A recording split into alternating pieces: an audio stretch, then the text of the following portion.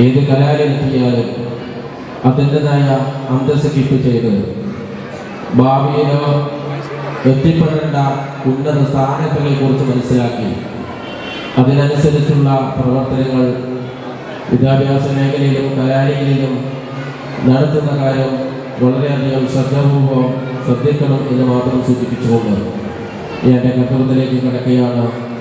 വളരെ പെട്ടെന്ന് തന്നെ ഈ ചടങ്ങുകൾ അവസാനിപ്പിക്കേണ്ടതുണ്ട്. അതുകൊണ്ട് ഈ ചടങ്ങിൽ എത്തിച്ചേർന്ന മുഴുവൻ രക്ഷിതാക്കളെയും അതുപോലെ തന്നെ അവാർഡ് ഏറ്റുവാങ്ങാൻ വേണ്ടി എത്തിച്ചേർന്ന വിദ്യാർത്ഥികളെയും എല്ലാവരെയും ഒറ്റവാക്കിൽ ആദ്യമായി കമ്മിറ്റിക്ക് വേണ്ടി മാനേജ്മെന്റിനെ സ്വാഗതം ചെയ്യുകയാണ്. വളരെ കാതലായ മാറ്റങ്ങളോട് കൂടിയാണ് ഈ വർഷം നമ്മുടെ പഠനം ആരംഭിച്ചിട്ടുള്ളത്. നമുക്കറിയാം, മറ്റുള്ള വിദ്യാലയങ്ങളിൽ നിന്ന് വിപരീതമായി വളരെ അച്ചടക്കത്തോടു കൂടി അതിലുപരി വളരെ സിസ്റ്റമാറ്റിക്കായിട്ടും കൊണ്ടുപോകുന്ന അച്ചടക്കത്തോടുകൂടി കൊണ്ടുപോകുന്ന ഒരു വിദ്യാലയമാണ് നമ്മുടെ വിദ്യാലയം. ഈ വർഷം നിങ്ങൾക്കറിയാം, ഏകദേശം 30 ലക്ഷത്തോളം രൂപ ചെലവിട്ടിട്ടാണ് ഒക്കെ ബാത്റൂമിൻ്റെ പണിയായാലും അതുപോലെ തന്നെ ക്ലാസ് മുറിയുടെ പണിയായാലും കമ്പ്യൂട്ടർ റൂമിൻ്റെതായാലും ഒക്കെ കാതലായ ഒരു മാറ്റം.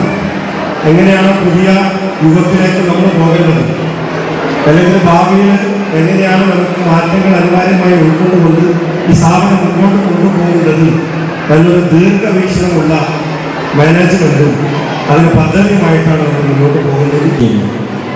10ാം ക്ലാസ്സിൽ പഠിക്കുന്ന കുട്ടി 10ാം ക്ലാസ്സിൽ നിന്ന് ജയിച്ചു കയറിയതല്ല. ആ കുട്ടി ഇവിടെ LKGയിലേക്ക് വരുമ്പോൾ എയും ബിയും പഠിപ്പിച്ചു കൊടുത്ത അധ്യാപകരുണ്ട്. 1ൽ നിന്ന് 2ലേക്കും 2ൽ നിന്ന് 3ലേക്കും അങ്ങനെ 10ാം ക്ലാസ് വരെ നിരന്തരമായ ഒരു തപസ്യയിലൂടെ ദൗത്യം ഏറ്റെടുത്ത പ്രിയപ്പെട്ട അധ്യാപക സുഹൃത്തുക്കൾ, അവരെ ഞാൻ അഭിവാദ്യം ചെയ്യുന്നു. അതോടൊപ്പം തന്നെ ഇങ്ങനെ ഒരു സംവിധാനത്തിൽ ഇതൊരു സുപ്രഭാതത്തിലുണ്ടായ ഒരു സംഗതിയല്ല. നീണ്ട 24 വർഷത്തെ നിരന്തരമായ യജ്ഞമാണ് ഇങ്ങനൊരു സംഗതിയിലേക്ക് എത്തിയത്. ആ സമയം കമ്മിറ്റിയുടെ തലപ്പത്തുണ്ടായ ആൾക്കാരുണ്ടായിരുന്നു. തുടക്കത്തിലുള്ള നമ്മുടെ പ്രിയപ്പെട്ട പ്രിൻസിപ്പൽ MP ആമി മാഷുണ്ട്. ഒരിക്കലും മറക്കാൻ സാധ്യമല്ല.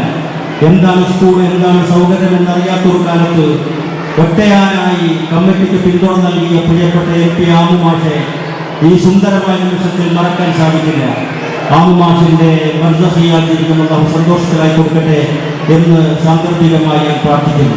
അങ്ങനെ കുറേ ആൾക്കാരുടെ കൂട്ടായ്മയും ഒത്തൊരുമയുമാണ് ഇതിൻ്റെ മുന്നോട്ടുള്ള ഗമനം എന്ന് ഞാൻ സൂചിപ്പിക്കുന്നു. പ്രിയപ്പെട്ട A+ നേടിയ കുട്ടികളോട് എനിക്ക് സൂചിപ്പിക്കാനുള്ളത്, ഒരുപക്ഷെ നിങ്ങളെ SSLC പരീക്ഷയിൽ A+ നേടി. നിങ്ങൾ A+ നേടേണ്ടത് ജീവിതത്തിലാണ് എന്ന് ഞാൻ പറയുന്നു. പ്രായോഗിക ജീവിതത്തിൽ നിങ്ങൾ A+ നേടണം. ആ പ്രായോഗിക ജീവിതത്തിൽ A+ എന്ന് പറയുന്നത് അക്കാഡമിക് രംഗത്തെ A+ മാത്രമല്ല. നിങ്ങളുടെ പ്രായം, നിങ്ങളുടെ വയസ്സ്, നിങ്ങളുടെ സൗകര്യം, നിങ്ങൾ കണ്ടുകൊള്ളുന്ന ഇടങ്ങൾ, ആ ഇടങ്ങളിൽ നിങ്ങൾ കൃത്യമായി A+ നേടിയിട്ടില്ലെങ്കിൽ നിങ്ങൾ പോയി വീഴുന്നത് ഒരുപക്ഷെ വലിയ കുഴിയിലേക്കാണ് എന്ന് നമ്മൾ ആലോചിക്കണം.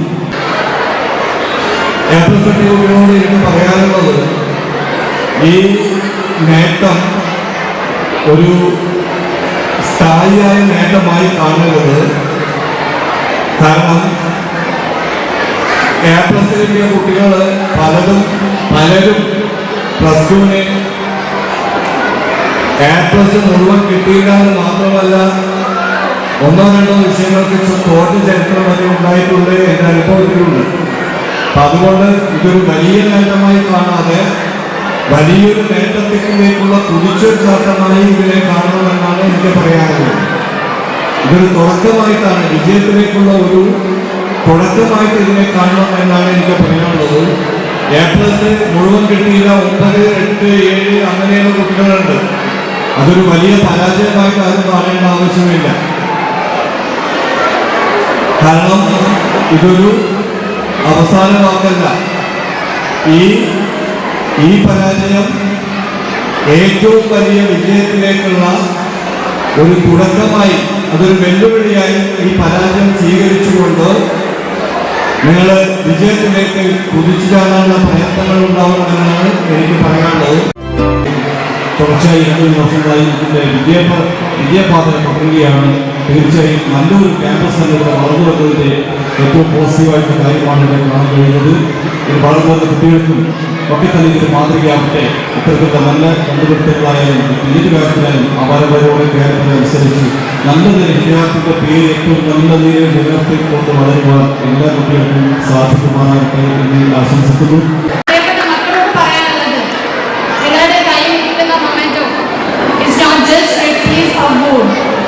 അതൊരു ടോക്കൺ ഓഫ് ലവ്, ഒരു ടോക്കൺ ഓഫ് അപ്രിസിയേഷൻ ആണ്.